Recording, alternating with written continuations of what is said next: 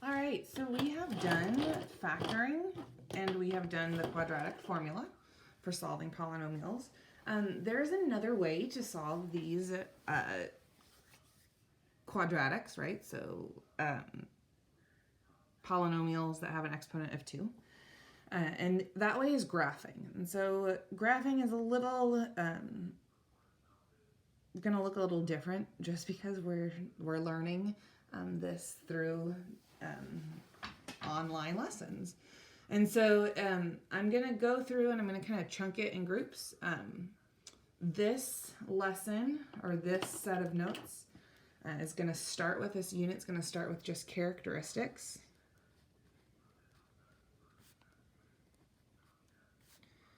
Of quadratics. We're going to do 2 pages.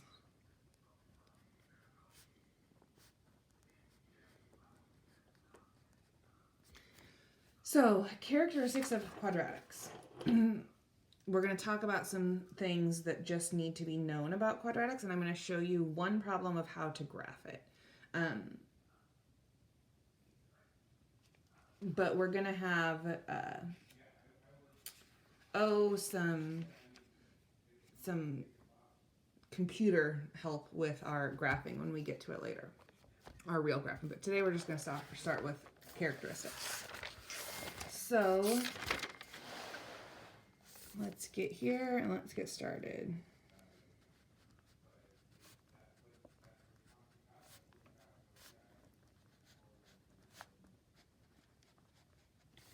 Characteristics of quadratics.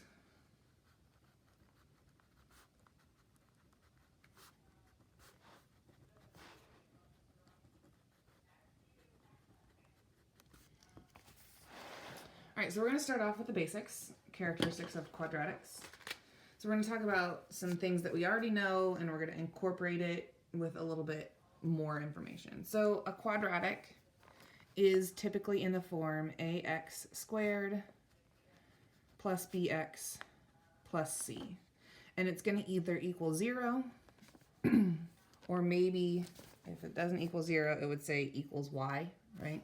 But it's going to have an equal sign. It's going to be 0, right? We want to make it equal 0. So things that we just need to know, that the exponent must be a 2. Right? If there's an exponent of 3 in this problem, it is not a quadratic. If there's no exponent of 2, it's not a quadratic. There must be an exponent of 2. Remember that it needs to equal 0, so you might have to do some solving, right? Some moving with inverse operations. Maybe not. And here's the new stuff. This is some new information. The new information is that a cannot equal 0. Now, that's not really new, because if your a value equals 0, if the coefficient of x squared is 0, then x squared doesn't exist. So then your exponent isn't a 2 because x squared doesn't exist. So it's not necessarily new, but it is just a little piece of information that we need to discuss so that we can talk about different types of problems. All right. If the a value is positive, the graph opens up. And we're going to talk about what that means. If the a value is positive, the graph is going to open up. If the a value is negative,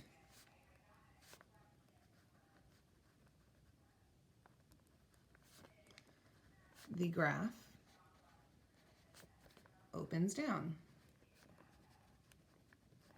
So positive a, if your leading coefficient, if your a value is positive, your graph is going to open up. If your A value is negative, it's going to open down. If it opens up, the graph is just said to have a minimum. And if the A value is negative, the graph is said to have a maximum.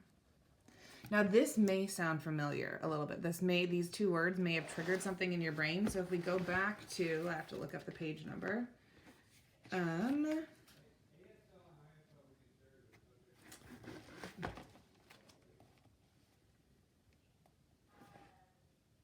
62.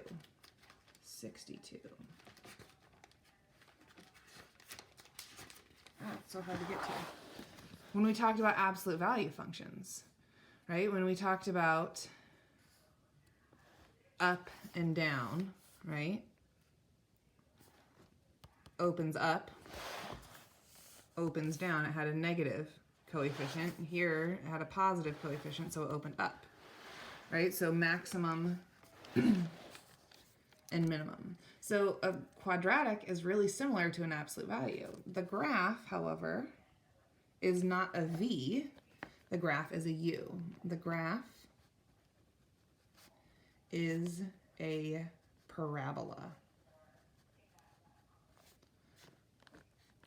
which looks like this. It's a symmetrical U.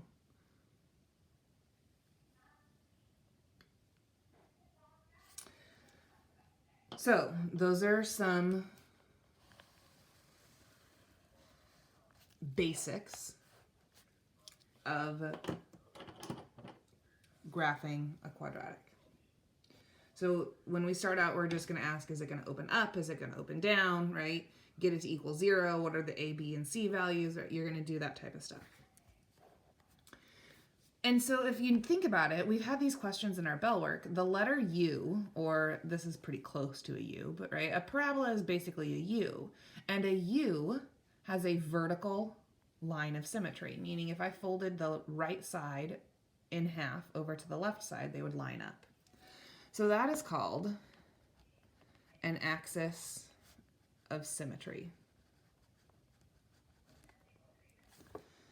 And the axis of symmetry has a formula that we're going to use. So the axis of symmetry is a vertical line that folds in half. And a vertical line has a equation of x equals and then something. X equals 3, you'd go over 3 and draw your vertical line. If x was equal to -2, you'd go to -2 and draw your line.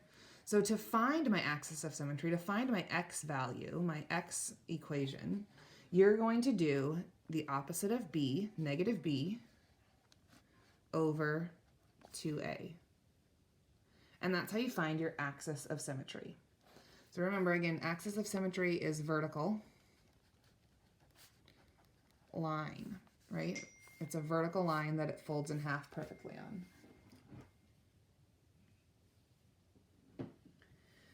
It's the line that divides the parabola in half.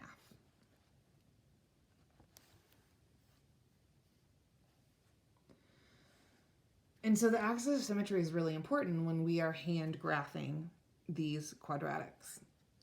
So to find, let's just practice finding this. So I'm going to find the axis of symmetry. That's how it's abbreviated. So if I had the equation 3x squared plus 10x equals 6.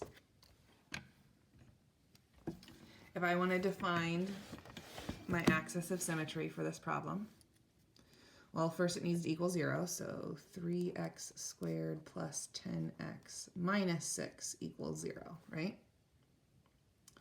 And my A value is 3, my B value is 10, and my C value is -6. And my formula for the axis of symmetry is x equals negative, and my B value, which is 10, over, not over there, 2 times my A value, which is 3. So my axis of symmetry in this problem, x equals -10 divided by 6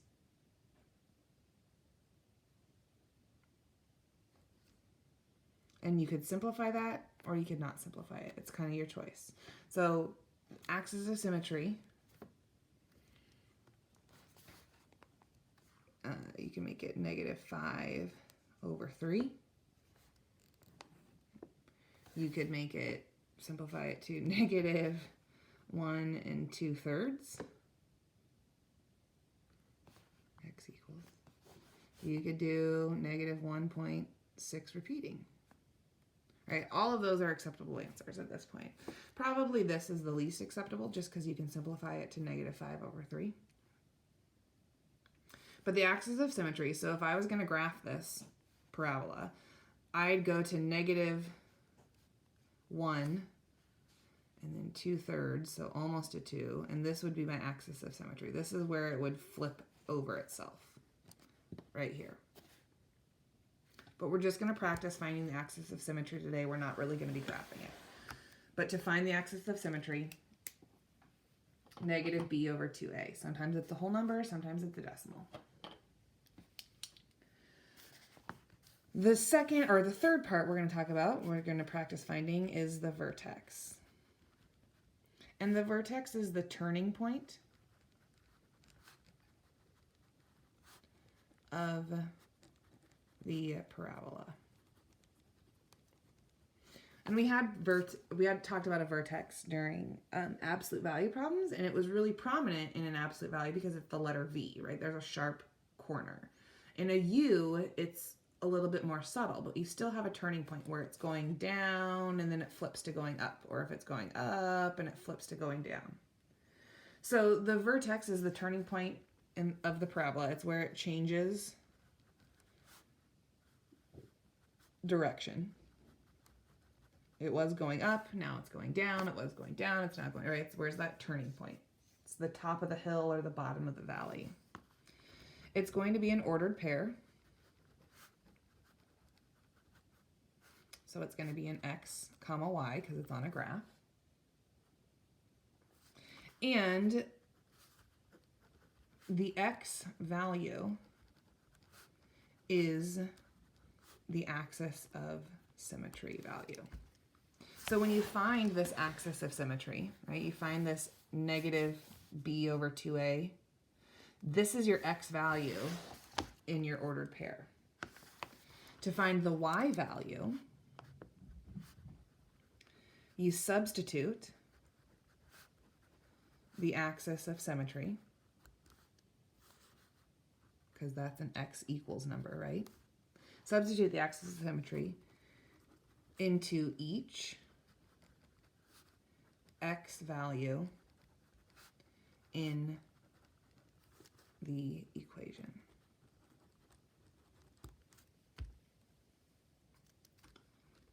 To find the y value.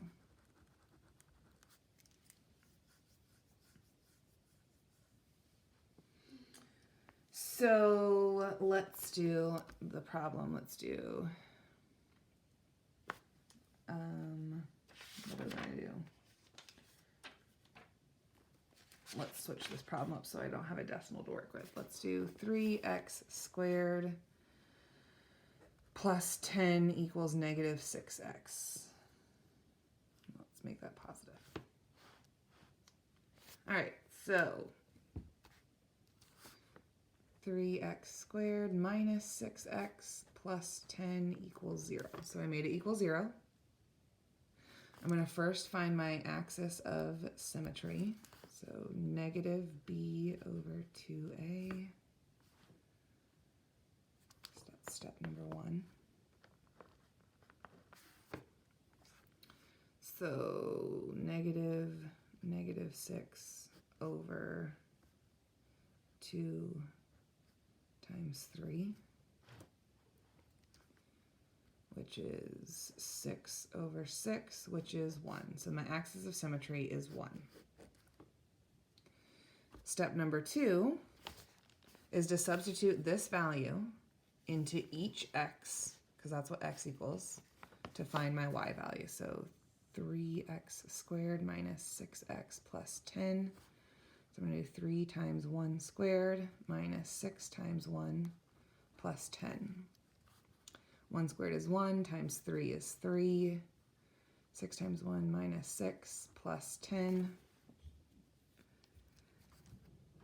3 minus 6 is negative 3 plus 10 is 7. So that's my y value.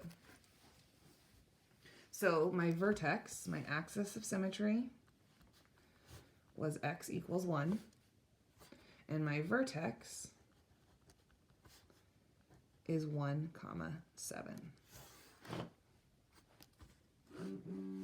And we will work on graphing at a later date. So we're just going to practice finding the axis of symmetry, and we're going to practice finding the vertex. The vertex is that change in direction, and the axis of symmetry is where you would fold that parabola in half. So we're going to focus on finding those two things. In order to find your axis of symmetry and your vertex, you must make it equal 0. Right? It has to be an exponent of 2. It needs to equal 0. You'll also need to start practicing, is it going to open up? Is it a positive? So it's going to open up, meaning that the graph has a bottom, a minimum. Or is it negative? Is the graph going to open down, meaning it has a top, which is a maximum?